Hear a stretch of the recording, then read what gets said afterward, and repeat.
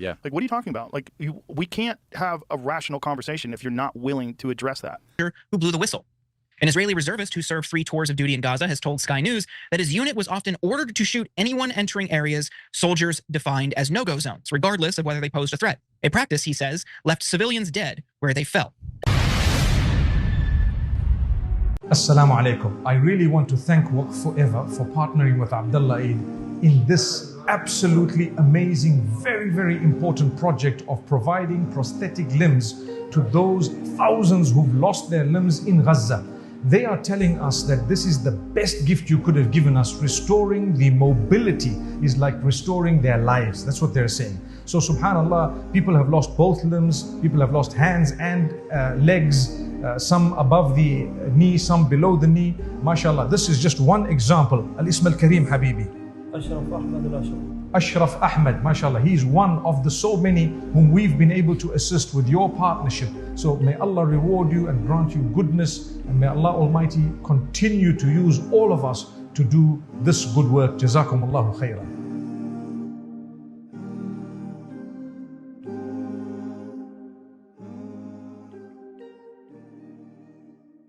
Assalamu alaikum wa rahmatullahi wa barakatuh, brothers and sisters and dear friends. Joe Rogan obviously has been speaking out against the whole Israel-Gaza situation, the genocide, the massacre that's happening, and he's becoming more and more vocal. People are realizing, and the reason why it took them so long, like himself, Piers Morgan and the rest, is because the value of the blood of the Western world and the child with blue eyes, blonde hair, is more valuable than a Muslim or an Indian or a black, whatever this is. And it's subconsciously. That's the reason why it takes longer for them to realize, because they have been programmed. Not that they want to, some of them do it intentionally, but because they've been programmed to. This is how they've been made to think.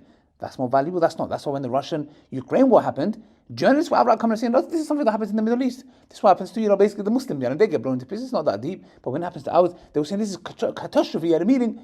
It's happening to the white people. But anyways, let's watch the clips for ourselves, inshallah, how Rogan, he even used the F word. He finds it absolutely insane. Here's the video, inshallah, and let's see what he had to say. Terrible attack. Mm-hmm. But also, what they've done to Gaza is insane. It's insane. And if you can't see that, if you can't say that, and your response is, Israel has the right to defend itself, like, what are you talking about? Against what? Children? Right. Against women and children that are getting blown apart? Against aid workers that are getting killed? It's insane. And no one wants to talk about it. And if you do talk about it, you're anti-Semitic, which is so strange. Like, I don't know how they wrangled that. So imagine atrocity happened to myself, and I use that card for the rest of my life for privileges and whatever I can, and nobody can criticize me, etc. And it's true, it's rightly so, you should do, if something really bad happened, etc. But then I start to abuse that card and say, no, when I'm bullying people, killing people, and I go, no, but remember what happened to my family? It doesn't work. People are going to say, well, hold on a second. We know what happened to your family was bad, but now you are taking the mick. And that's exactly what's happening. And when Israelis deny this, look, another clip of Joe Rogan, which you haven't seen anywhere else, which I'll show you guys, inshallah. Check this out as well, inshallah. In the late 60s, but it was, you would get attacked. And I think now people realize, like, that was the correct response. And I think in the future, people realize the correct response is, like, this is not, October 7th was awful. Absolutely. Obviously. So just stop there. What he's talking about is the Vietnam War in the 1960s. He's saying back then people were saying, no, it was justified, etc., whatever. Now they're saying, no, we should have not gone to that. That shouldn't happen. That was.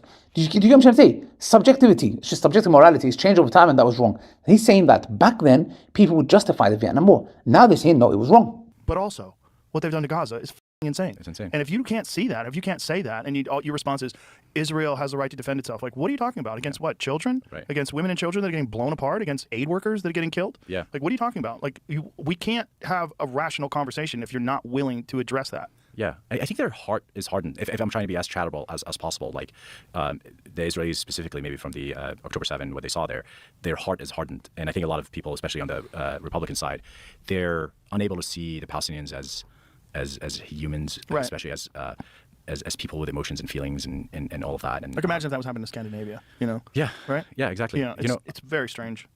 My kid, my 5-year-old kid. Exactly. I mean, there you go, brothers and sisters. And not only that, when you look at the Haaretz newspaper, brothers and sisters, what does it say? It's a killing field. IDF soldiers ordered to shoot deliberately at the unarmed Gazans waiting for humanitarian aid. That singer came and said, death to the IDF. Okay. And people lost their mind. He was talking about who? Like, if you look at it from his perspective, we're talking about freedom of speech. He's talking about an army that's committing genocide. If I said death to ISIS, Anyone will say it, of course. And shall I be honest with you, I will say that all day, every day. Death to them, death to ISIS, all day, every day. I know that the Prophet Muhammad, peace be upon him, told us to, if you catch these people, not like literally, but to get rid of them, ISIS. Why? Because they are the biggest threat to world peace, one of those. Yes? So if I say death to ISIS, fine. Death to Russian army, fine, no problem. Death to IDF, no. Nah. Number one, it's curtailing my freedom of speech. Number two, it is an active army that's committing genocide. If anyone said death to ISIS, would anyone come and say that's Islamophobic? You're trying to hate Muslims. No one would ever say that. And not only that, Muslims have condemned ISIS. But here you've got Haaretz, the newspaper in Israel, saying that these guys are openly shooting. And not only that, forget that, I've got another evidence, yes? From a video from the Young Turks. Okay, let's show this inshallah. Watch this. Soldier who blew the whistle. An Israeli reservist who served 3 tours of duty in Gaza has told Sky News that his unit was often ordered to shoot anyone entering areas soldiers defined as no-go zones, regardless of whether they posed a threat. A practice, he says, left civilians dead where they fell. We have a territory that we are in, and the commands are, everyone that comes inside needs to die. If they're inside, they're dangerous, and you need to kill them, no matter who it is. He said troops killed civilians arbitrarily, and that the criteria for whether or not to open fire on civilians varied depending on the commander. They might be shot, they might be captured. It really depends on the day, the mood of the commander. Every commander can choose for himself what he does, so it's kind of like the Wild West. So some commanders can really decide to do war crimes and bad things and don't face the consequences of that. The soldier described a prevailing belief among troops that all Gazans were terrorists, even when they were clearly unarmed civilians. This perception, he said, was not challenged and was often endorsed by commanders. So there you go, from the IDF's mouth. And this is where you can see the hypocrisy. Yes, when a singer says death to IDF, oh hell no, all hell breaks loose. But the IDF soldiers themselves committing massacre on a global scale. Men, women, children. People are going to get food. But that there, you can't say nothing. This is the hypocrisy of the Western world. They are strategically consistent, not morally. And Islam teaches that. We are morally consistent, not strategically. We say killing innocent people, it is absolutely haram. And that is the stark difference you see when ISIS were committing atrocities, killing Muslims and killing innocent people.